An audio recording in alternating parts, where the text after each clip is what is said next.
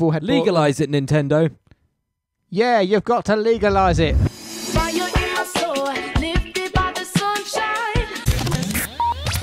What's up, everybody? This is Jarrett from Bowling for Soup. Hey, this is Tommy Wiseau. How you guys doing? Greg is here. Hi, this is Frank Turner. And I am Mega Ran. And you are lucky enough to be listening to Upside Down Shark Radio. Yeah, be upside down. Don't worry about it.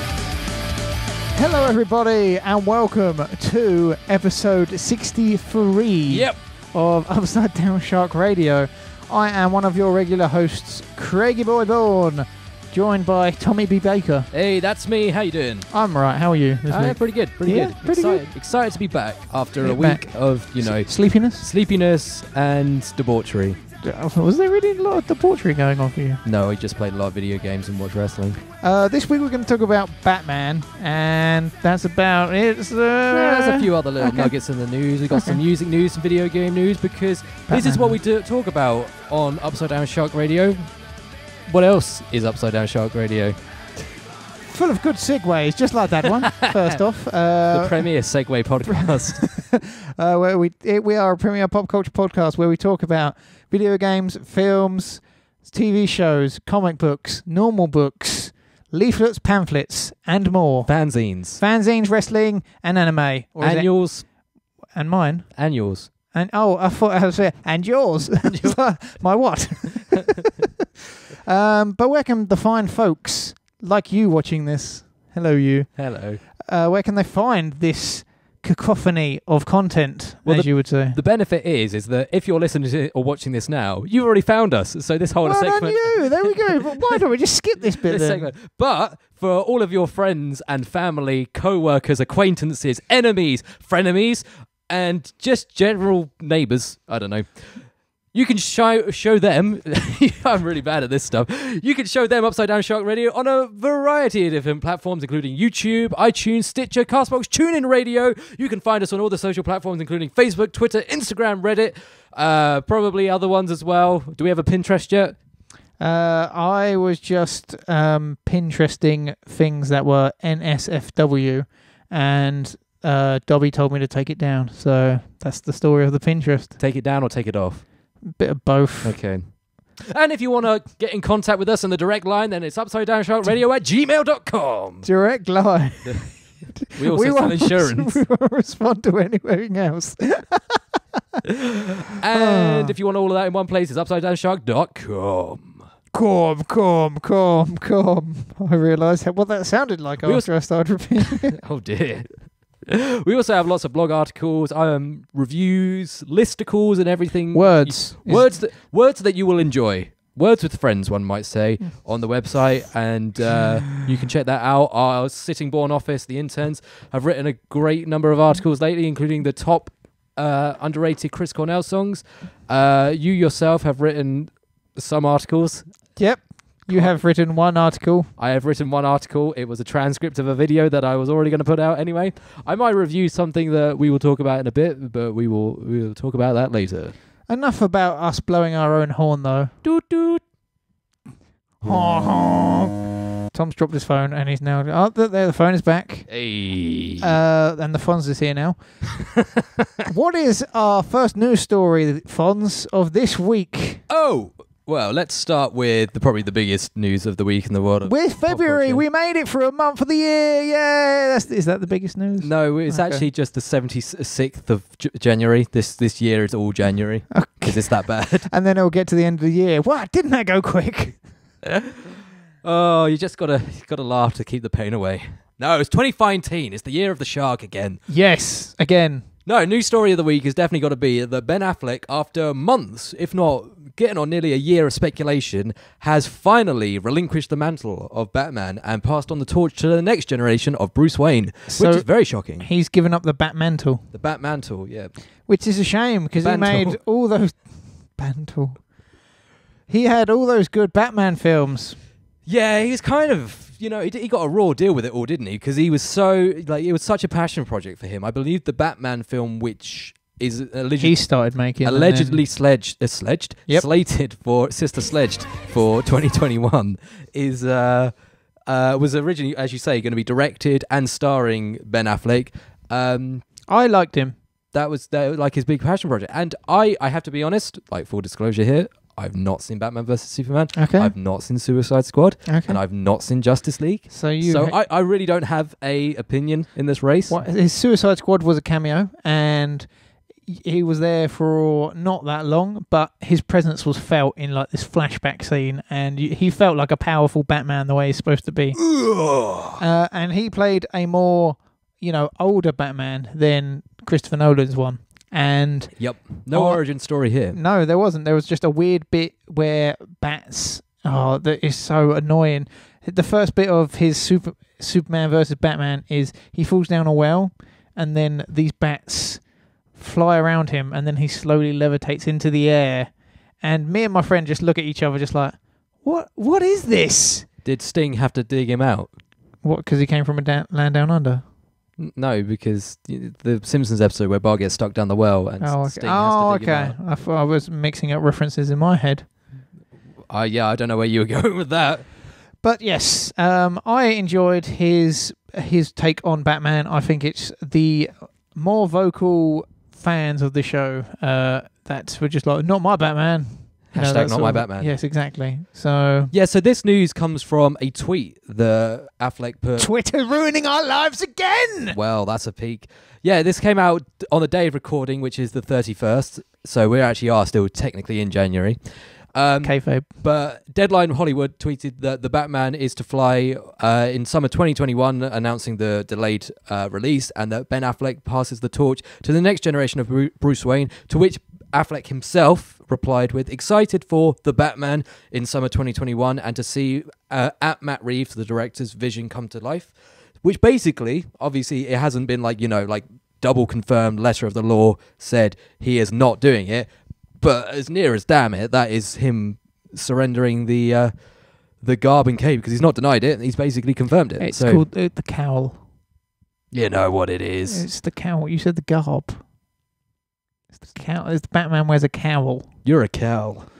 Don't have a cowl, man. That's good. That means he's not bitter at this point. Ben Affleck went through a lot last year. He went into rehab. Yeah, they reckon that could be one of the reasons that he couldn't take on the role again. Yeah, the media was just like, he's going to what? He's going to rehab. And I was like, he's realised he's got a problem and he's trying to make himself better. Surely that's a good thing, isn't it? Yeah, at least he didn't crash his car like Ant from Ant and Dec. Oh, okay. I thought you were thinking Ant-Man. I was like, my mind's like, what? When did that happen? Wow, our references are really crossing wires at the moment. Although that is a film I might want to see, Ant and Dec in the DC in the Marvel universe. Ant-Man and Dec-Man. Ant-Man and Dec-Man. Yeah, so I'm looking forward to whatever this new Batman will be. DC, they're just all over the place. I like how with Marvel you have it's just that one version, isn't it, pretty much? Yep. With DC, there's TV shows, there's short films, there's movies, and they've tried the MCU approach and it hasn't worked for them, and now they're just like, we're just going to make films, and they'll probably be good, and no matter, we don't need a universe for them all. So, well, that's just the way the comic books have been. Obviously, you do have the arcs with the narratives that carry on, and you do get crossover issues and everything, but eventually, you get either one-shot comic books, you get spin-offs, you sometimes get storylines of the same characters going on simultaneously by two different creators. And I think that's the best way of doing it, because then you get like the really weird stuff. Like that's obviously where Alan Moore's Killing Joke came from, and Grant Morrison's Arkham Asylum series. Well, I believe it was just a short series. Or Batman meets Elmer Fudd, that sort of stuff. Or Batman vs. Alien, which is one of the first comics I actually ever read. It's actually pretty good. It's okay. It's good. Have you read it as well? Yeah, I've read it, and because Batman goes to the forest, doesn't he? Yeah. There's, I think I prefer that one to the Superman versus Aliens. There's also, I believe, there is Judge Dredd versus Aliens with just crossover 2000 Aliens. AD. Just I versatile. I wanted to start watching the Aliens from the beginning, and it just so happens on the 3rd of March, Cineworld are showing the first Alien for the 40-year anniversary, so I will be watching that. Do you have to have a special? No, you can just. I might have to tag along with you for that one. Tag along. Hello. And yes, so when it comes to crossovers, it's not out the realms of possibility that will happen. And just to add a little bit more to the sizzle, Batman, just a little nugget of rumor news. You like your nuggets? No news, because we basically could not be any further away from It's basically just rumours. It could. I feel like the build-up to this now is going to be longer than you actually explaining what this nugget is. That's my style, man. So basically, the reports from Polygon have suggested that the Batman will aim to cast a younger version of Bruce Wayne, although the director Matt Reeves has confirmed that it won't be an adaptation of Frank Miller's Batman Year One, which is one of the more highly regarded origin stories. So it'll be interesting to see how young they go, whether or not they go down the Chris Nolan route of like the more sort of, or even a Tom Holland sort of route. It could be interesting. It could be interesting to see sort of him like from his like obviously the motive where his parents are killed when he's a child, sort of going through his journey. What if they took the actor from Gotham? You know, as they've shown.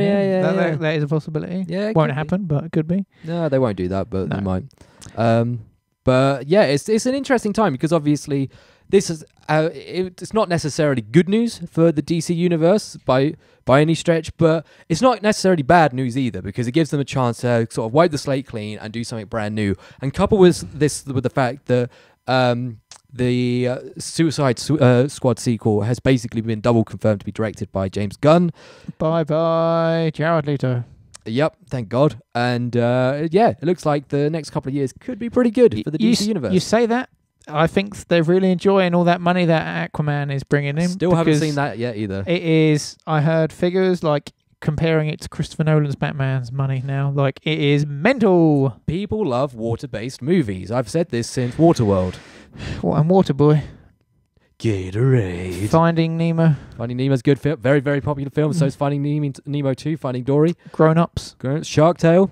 And you just flushed away. Went over Grown Ups.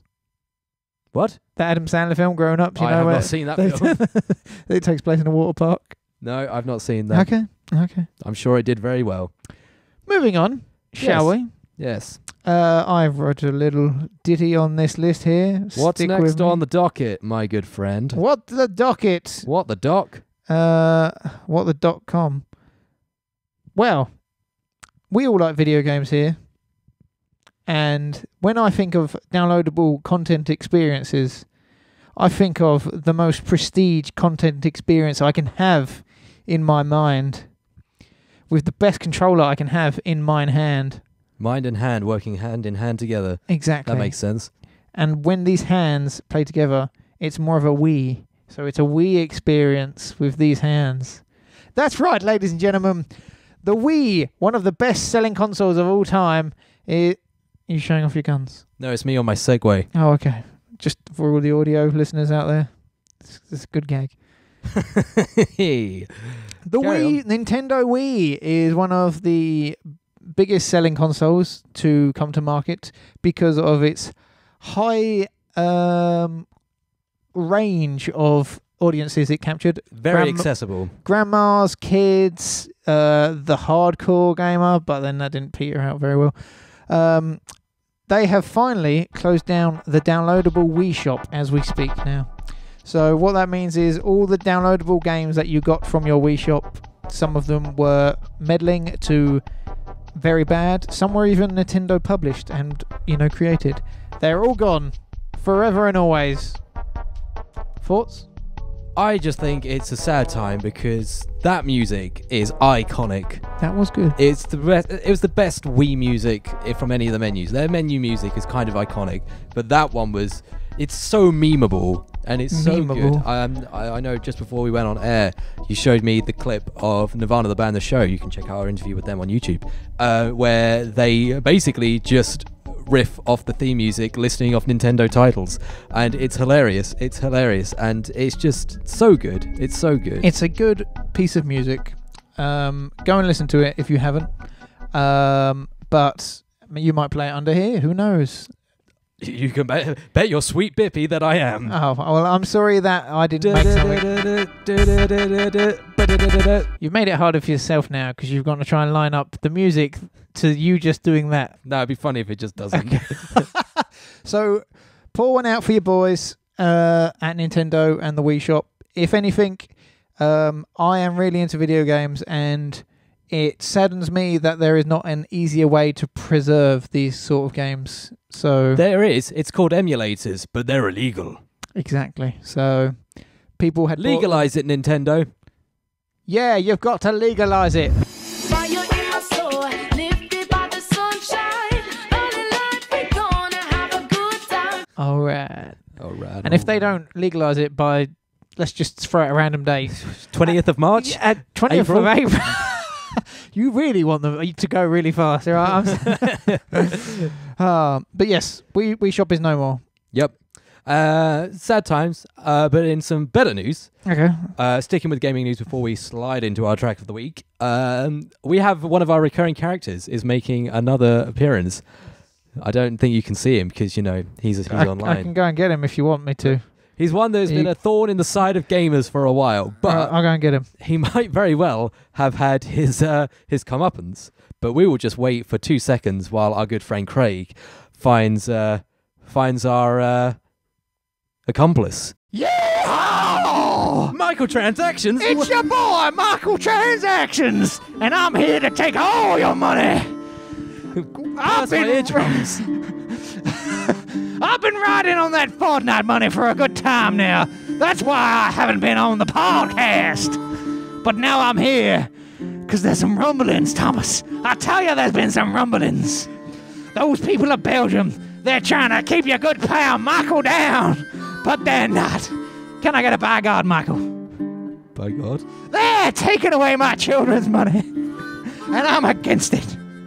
Michael, you are a bad man and you must be stopped. And thankfully, the Belgian government are on the case. Thieves! Takes one to know one. No, seriously, Michael, have you heard the news? What's the news, Thomas? I'm glad you know my name. It's a celebrity knowing my name is a good thing. So, the Belgian government have stopped FIFA and EA from selling in-game currency on their Ultimate Team platform on the game. This is a truly troubling time. FIFA's one of the highest selling video games out there every year. And those little money packs, they go straight into Michael's pockets. They do indeed. So for anyone who doesn't know, Ultimate Team is basically like the Match Attax online equivalent. That you can buy packs of players to then build your team and play with against other people. But the twist is, no one knows what's in those packs, Thomas! Exactly. So essentially, it's gambling. And that's the problem that the Belgian government is taking umbrage with, because you can buy these packs with currency which you purchase with real money. FIFA points can be bought for your real money. And people can get into a lot of debt doing it this way. I know anecdotally, a friend of mine, his younger brother stole his mum's credit card and spent £1,000 on FIFA packs. And sounds like a good lad, Thomas. Needless to say, he was in a lot of trouble. There they have insurance on the cards for that. It all goes back to the grateful owner. But this is big news because it's the first time that something like this on this level has hit the law. Like they have just straight up stopped selling them, and EA are not happy about this. They have released a statement saying that after further discussions with the Belgian authorities, we have decided to stop offering FIFA points for sale in Belgium. And they have said, while we are taking this action, we do not agree with the Belgian authorities' interpretation of the law, and we will continue to seek more clarity on the matter as we go forward. So, yeah, they're steaming. They're not happy about this, but damn it, it's hilarious. Tell me two things that the Belgians have done right in this world. Chips and chocolate. Actually, they're pretty good things. Yeah, you're right. But I will fight this till the day I die. EA-EA-O is what I will shout to the Belgians. You will not see the last of microtransactions. But I'm going to stay here for a minute for the track of the week. That's jolly good of you. I'm very, very glad that you stay around. Well, while you take a breather, I will introduce our track of the week, which is South Berkeley with Glass and Sparks. Now, these are based from Paris and Nice. That's in France, Michael. Not Paris, Texas. I don't know what to say to that, Thomas. This is their single, as I said, Glass and Sparks. They are, after listening to this track, for fans of old school pop punk. So if you're a fan of Blink-182 or Green Day... I sure do love some pop punk, Thomas. I'm glad, because you're going to like this song. So without further ado, here is South Berkeley with Glass and Sparks. Yeah! Check it out.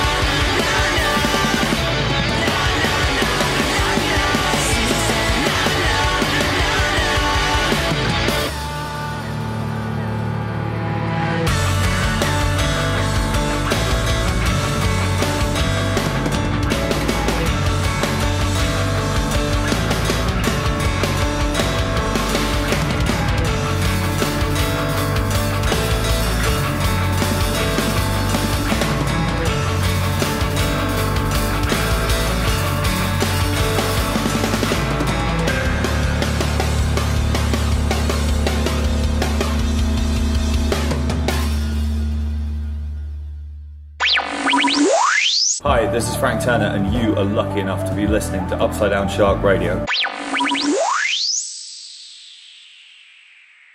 And that was South Berkeley with Glass and Sparks. Make sure to check them out on their Facebook, Instagram, Twitter, or wherever they are found online. Make sure to find them there and give them some UDS love. Now, Michael's left in the time since we Get out played my that. way, boy! I ain't had enough of this. Ah! I miss Craig. He's a good guy. Did you just see that? Oh, Craig, what are you doing See here? that? Oh. That guy just ran out the room saying something about Paris, Texas. I'm like, did you see him? No? Was that Michael? I think his name was Michael. Well, I've always been more of a Luke Crate, my friend, man myself. Isn't that his nephew or something? I don't know. Was it son? It could be. It was Should we try and get him on next week? It's a relation, yeah. I don't think we'll ever see Luke Crate and Tom Baker in the same room. Maybe. Who knows? We'll see. That Michael, he seemed really familiar, but I don't know what that was about. I found him really annoying, to be honest. I heard track of the week from the other room. That was pretty good. Yeah, it was good, isn't it? Yeah, that's good. It's good to be back. I'm glad. I I don't know where you went. Me neither. I just went to the toilet and I woke up and it was all dark. The best week in wrestling happened, in my opinion, in this young boy's humble opinion. The best week of wrestling happened, and it was the Royal Rumble. Ding, ding. Ding, ding, indeed. Did you watch it? Did I watch it? I did not watch it. Okay, do you know? I don't watch wrestling anymore. Do you know or follow any of what went on? I saw a weird YouTube on our Upside Down Shark YouTube channel. Me and Tom frequent it, and it has the worst recommended for you section now because we just type in random stuff seemingly, and stuff comes up. Stuff is a weak word. I can think of another word that begins with this. So this just came up, Royal Rumble highlights from like Vape Lord 26 or something. Ding, and ding. It was like... How'd you find my other channel? It's got more subscribers than us as well. It's weird. It was just half hour, like, snippets. So it was just normal... Cut. Yeah, cut, I know cut, exactly cut. the ones you mean, yeah. So I had it through that osmosis. Okay. And it did seem like an entertaining show. Yeah, it was weird because none of the matches were... There was nothing that reached the highlights of, say, NXT TakeOver from the night before. But all of the booking that you could have asked for was there. There was no of the nonsense that WWE normally pull. I mean, spoilers, this has been over a week since it happened, so if you haven't seen it by now, that's your own fault. But obviously, Becky Lynch won the Women's Rumble, and Seth Rollins won the Men's Rumble. Two very, very good winners, in my opinion. So the Becky Lynch thing was very similar to Daniel Bryan a few years ago, I saw. So, like, she had a match before the Rumble, and then she wasn't actually in it, sort of. Yeah. So she didn't have an official slot, which... That's what happened with Daniel Bryan, and they booed everyone out of the building, didn't they? So Is that when... Rey Mysterio entered. Booyaka, booyaka, boo! Yeah, and they actually cheered when Rey Mysterio got eliminated, Yeah, and it so was just sad, so sad. But there was other notable moments, obviously. Obviously, Finn and Brock had a really good match. It's not often that Brock actually has a good match, so he actually put in a bit of effort this time How around. many belly to back suplexes did he do? Well, he didn't do that many in the actual match because basically the narrative of the match was Finn attacked Brock before the bell to like get some extra offense in. That's a bad guy technique. Well, it's like what you got to do against someone as like Brock when you're as small as Finn Balor. And the match spilled out into the announcers' tables, and Finn pushed Brock into the corner of the announce table, like sort of sternum first, which sort of played off the fact that he had diverticulitis in UFC, and sort of like it was his weakness. And they obviously I don't think that's the way it works, but I love wrestling logic. You know, and it's more logical than a lot of what they do. And it's sort of, they obviously hyped it up in the commentary, and it really made Finn seem like an intelligent wrestler, that he sort of saw the weakness and exploited it. Obviously, he still didn't win. He still tapped out with one of the most gifable moments of the night, where I will show you afterwards. Brock has Finn in an arm bar, and the way the camera angle works, Brock's head just comes up from the contorted bodies, like full bug-eyed, like, and it's just hilarious. That's good. That's it's good. like peak Bork laser. That's good. And so that was really good. Even the pre-show with the Cruiserweight match, that was really, really good. Sidebar, it looks like Hideo Itami is leaving WWE, which is sad. He never really got his proper... Too many injuries. He did not get his chance, but hopefully he will rebuild his career in NXT. If only there was... Japan, sorry. Maybe there might be another American promotion coming up soon that he may go to. Who knows? All Elite Wrestling, perhaps. Maybe they'll go all in on him. Maybe. See, I know wrestling. And it looks like Dean Ambrose is leaving as well. I saw that. That's weird. Yeah, they announced that. But that is even weirder. So it's jumping forward a week now. But WWE have come out and announced that he will leave after his contract runs out after WrestleMania. And it's the first time, I believe, where they've said someone is leaving before their contract is actually up. They very, very rarely talk about contract disputes. While they're happening, they keep them pretty quiet and close to their chest. Yes, the usual thing is, for instance, that person doesn't get shown on TV for a month or two before his contract ends, and then they let him go, and they have a 90-day period after that where they can't go anywhere else, which ultimately hurts their stock in the outside of the arena. Yes, it is. But it'd be interesting to see what he does, because obviously he never really got after the Shield broke up, he never really found his feet again, because obviously on the independent scene he was John Moxley and he was basically insane. He would like do stupid stuff. I think there was one match where he wrestled naked, and of course, he's just a bit of a. He was the lunatic back then, but now that they actually refer to him as the lunatic, it just doesn't work. So apparently, the reason that is being touted out like backstage as to why he's leaving is that he's sick of the quote hokey shit, and I can understand that. They kind of demonetized. They slapped him with this gimmick of a germaphobe essentially, and it just really, really doesn't work. So hopefully he can find more fruitful creative endeavors outside of the WWE. But quick note back to Mania.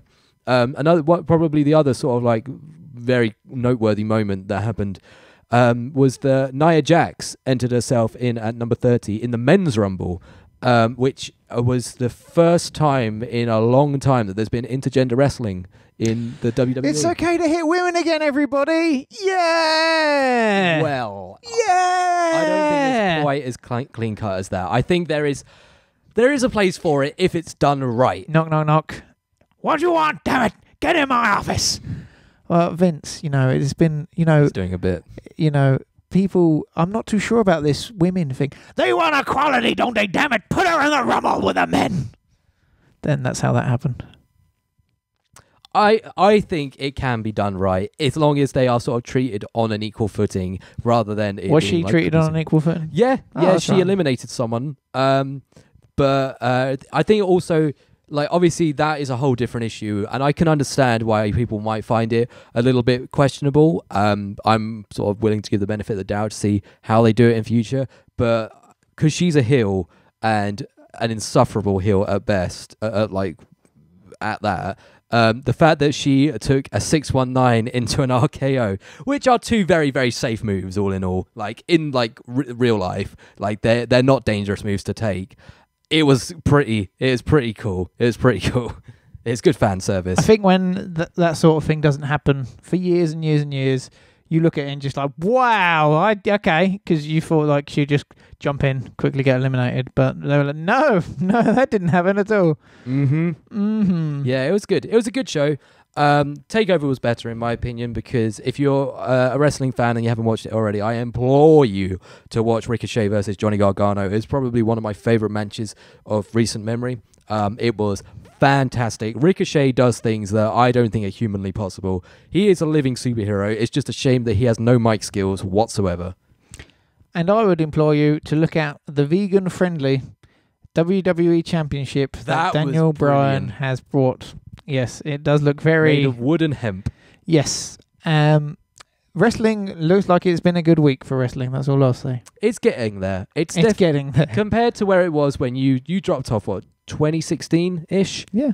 I would say it's infinitely better than it was then. And I would recommend, I'm not saying like dive fully back into it, but a toe. dip in a little pinky toe whenever you get the Well, chance. the problem is with wrestling is like there's a 3-hour Raw, a 2-hour SmackDown. Oh yeah. And then there's like 1 or 2 special events a month. Like it's really like, oh, gee, I really need to commit to this. There is a lot that you can just recap in highlights. I don't watch the weekly shows. I hardly watch any of the pay-per-views live. I think only Mania and Rumble. Real life sucks when you're in the UK if you're a wrestling fan. I heard there was a good Baron Corbin bit. Did you happen to notice it? No. Apparently, he took off his shirt in such a way with so much conviction. You know, like when you take a shirt off and you're just like, I'm taking this shirt off. I've got nothing on now. Apparently, he took off this shirt with a lot of conviction, and just underneath it was a pretty similar shirt, which I think was hilarious. I thought it was a waistcoat because I was watching it from quite far away. That's hilarious. I can get on board if Baron Corbin's going to be like that. I'm going to have to rewatch that. So that's it for that's wrestling good. until That's good. WrestleMania, is it?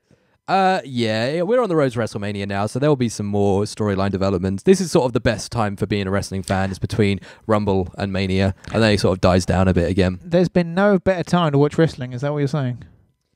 I would say so. It depends what you're looking for in your wrestling product. I would say the in-ring product in terms of athleticism, match storyline, so sort of not like the soap opera stuff, but like the story you tell with the physicality in the ring.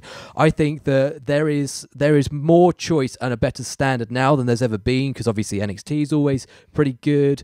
New Japan puts on some good matches. If sometimes it is a little bit more of a barrier to entry because obviously language difference, and sometimes it can be a bit artsy. So what they do. And then on the WWE side of things, I think they are really, really starting to... The stories are okay. They're at the getting moment. there. They're not doing as much of the nonsense that they used to do. And I think a lot of that is sort of Vince taking more of a back step. And I've heard that they've brought in quite a few former wrestlers to sort of work in production roles and backstage booking and everything. Finley was there. He's been there for a while, but they've just signed Jeff Jarrett... Don't laugh. I know, yeah, that was weird. And Shane Helms. Jeff Jarrett was at one time, a few years ago, thought to never ever be in the WWE ever again. Yeah, it's still weird. It's still weird. Like, yeah, and for him to come out at this Royal Rumble, Ain't I great? I just couldn't believe it either. So Yeah. that's all come full circle now. So yeah, so none of that until WrestleMania in April. Yeah. No more wrestling until then? Yeah. Well, if you want to give me a quick Samoa Joe impression, I'm always parched for that. Oh, Wendy! It's like he's in the room with me. I think at the beginning of a new month, Tom, we should just quickly recap what has happened and what's been released in the month before. Go for it. Okay, so on the game side, we had Ace Combat 7, Kingdom Hearts 3, Resident Evil 2, and Pick Un Nitu. I don't know, that was probably Neale put that on the list. There is also Tales of Vesperia Definitive Edition for Switch. Of course. The weebiest of games. Okay, and so I guess you've completed it by now. Okay. Okay. I've reviewed it. That's something. In movies, we had The Favourite, Didn't watch it. Dragon Ball Super Broly, Broly. That's your thing. and we also had... That's your thing. And we also had the Oscar nominations. Ah, yes, Come we up. discussed that last week. And music, we had Blood Red Shoes' new album. Mhm. Pretty good. And also we had Weezer do their album of the year, which was the Teal album. Yes. We also had Puppies The Goat drop on the 25th. The Goat. Yes. And what is the Goat? The Goat is a double meaning because they are, if you haven't heard of them before, the closest thing there is to Iron Maiden crossed with Wheatus. It's a very weird mix, but I am a huge fan. And as much as the vocals are sometimes sugary poppy and everything, the lyrics and the thematics of the music is very sort of dark, almost satanically dripped. And because of that, their album is obviously refers to the goat as arguably the most demonic of animals, and also the greatest of all time because they're also meme lords. So, Of course. yeah, it's good double meaning. And of course, where would it be without our upside down shark shout-outs. In January, we released the last video of our 2018 Sharkies. Yep. We had an interview with Nirvana, the band, the show. Very, very good. We had a Series 11 overview of Doctor Who. We had a brief list of cyberpunk anime to maybe check out, I guess. We had Very compelling. New Super Mario Bros. U Deluxe review. Hey, that was by me. We had a Glass review, M. Night Shyamalan's new Mr. film. Glass! We had, what was it called? Chris Cornell's songs you should look at. Lesser known songs of Chris Cornell. Yes. And we had the aforementioned TL album review by me. Where could we find all of these great pieces of content? UpsideDownShark.net.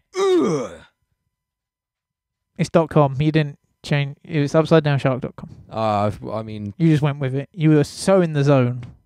Those improv classes are going really well for you. Cheers, mate. And that's it for this episode, which is kindly titled Episode 63. Good. I've Original. been your boy, Craig. He's been your B-boy, Tom Baker. Follow us on Upside Down Shark. Where can they find your personal Twitter as well? Oh, Too Much Craig. At Too Much Craig. Spelt exactly how you think it is. And I don't tweet often. Maybe I should start doing that. But then I don't want to get into a job in a few years' time, and then people go, "Hey, Craig, remember when you made that bad joke about taps, and now everyone's really, into taps? Oh, you can't go saying that about faucets." Where can people follow you, UDS Tom? At UDS Tom. There we go. enough. Thank you, everybody, for this conglomeration, cacophony of coughs and fun times. I've been Craig. I've been coughs and sneezes, spread diseases. And we will see you from our toes to our kneeses next week. Wee hoop!